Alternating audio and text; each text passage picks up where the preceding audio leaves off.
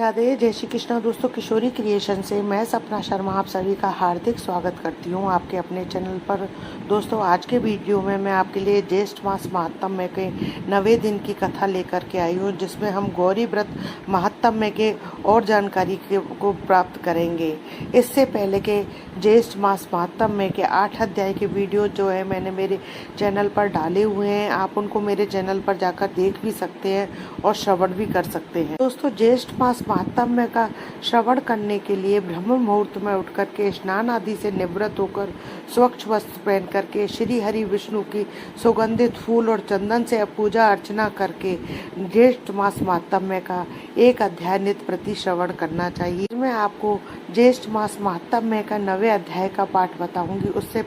इससे पहले स्कंद जी ने राजा हेमबान और उनकी पत्नी मेनका की कथा बताई। राजा हेमबान के कोई संतान नहीं थी, वह इस कारण बहुत दुखी रहता था और अपनी पत्नी को रात दिन जो है धिक्कारता रहता था। माता मेनका ने जो है भगवान विष्णु और माता लक्ष्मी की आराधना की, जिनकी कृपा से जो है उन्हें पर्णाशन व्रत करने को कहा। तब मेनका ने जो है व्रत को किया, जिससे माँ जगदम्बा उस पर प्रसन्न हुई। उन्हें स्वयं जो है पुत्री के रूप में जन्म लेने का आशीर्वाद दे करके हो गई। फिर मेनका ने जो है पुत्री को जन्म दिया, इसका नाम उन्होंने जो है पार्वती रखा। उसके बाद में ज्येष्ठ शुक्ल चतुर्थी व्रत की पूजा विधि बतलाई। आगे की कथा जो हम ज्येष्ठ मास महात्म्य के 9वें अध्याय में जानेंगे। आइए सुनते हैं ज्येष्ठ मास महात्म्य का 9वां अध्याय। स्कंद जी कहने लगे कि हे ब्राह्मणों, इस विषय में मैं एक पवित्र और पापनाशनी कथा का वर्णन करता हूँ।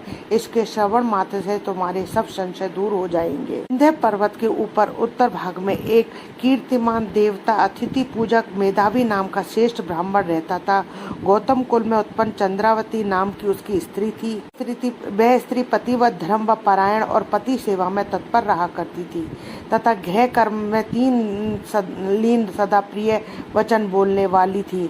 मेधावी नित्य कृषि कर्म करता था और ब्याज की वृत्ति को करता था। बहुत दिनों तक संतान नहीं होने के कारण वह मेधावी अत्यंत दुखी हो गया और अधिक चिंता होने के कारण स्मरण शक्तिहीन हो गया। अंतर चिंतामान होने के कारण मेधावी को क्षय रोग हो गया। उसने रोग मुक्ति के कारण मणि मंत्र और औषधि के द्वारा विविध प्रकारों के उपायों को भी किया। पश्चात मेधावी को दारुण गलत कुष्ठ रोग हो गया, जिससे वह ब्राह्मण श्रेष्ठ एक पक्ष मास में अधिक जीवन के विषय में निराश हो गया।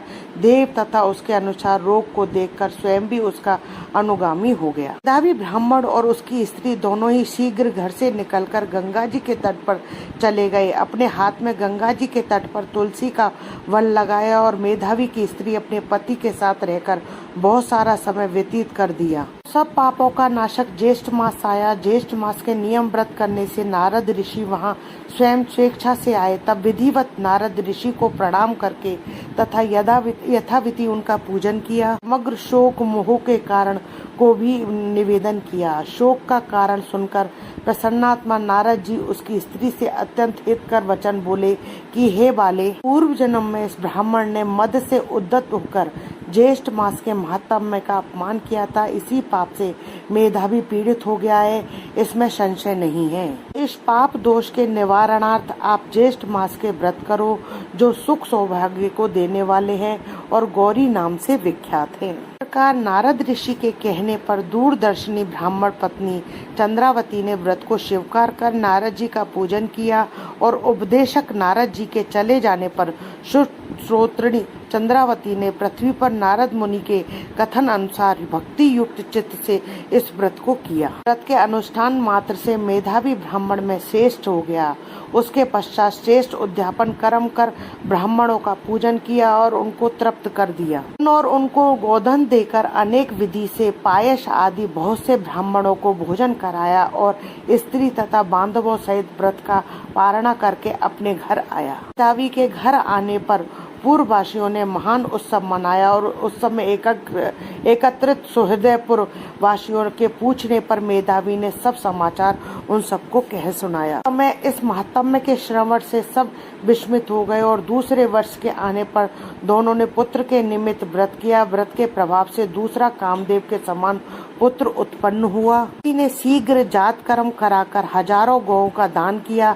ब्राह्मणों को धन, वस्त्र, अलंकार आदि बहुत सा धन दिया। कर विश्वस्त उन पुरवासियों ने भी यह व्रत किया और व्रत के प्रभाव से समस्त पुरवासी मानसिक चिंता व शरीर रोग से रहित होकर सुखी हो गए। इनसे इस व्रत की बहुत सी प्रसिद्धि हुई।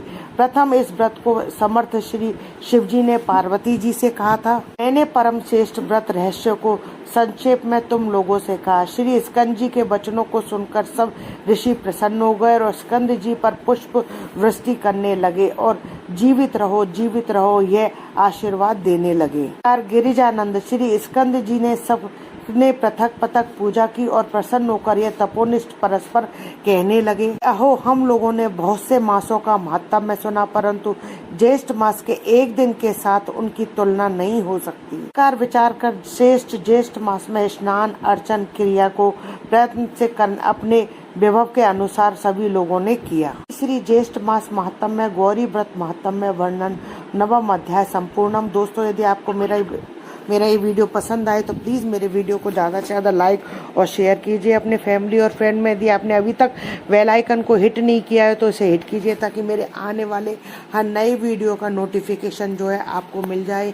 हिंदू धर्म रीति रिवाज कथा कहानी जानने के लिए मेरे चैनल पर बने रहने के लिए बहुत बहुत धन्यवाद। जय श्री कृष्णा दोस्तों।